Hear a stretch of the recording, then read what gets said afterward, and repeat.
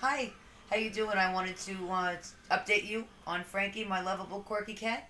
I had mentioned in the introduction to Frankie's that Frankie is always around. He's always around. He doesn't like to be alone, unlike a lot of cats we know who are independent by nature. He was in the bedroom before in part one introduction. Now, if you look closely under the keyboard, you'll find Frankie. Frankie, how you doing? You enjoy being under the computer? Oh, well, he's as long as I'm on the internet. And then he comes with us when we leave. Hi, Frankie. He's just a sweet guy. He'll slit wherever we go. Thanks for your time.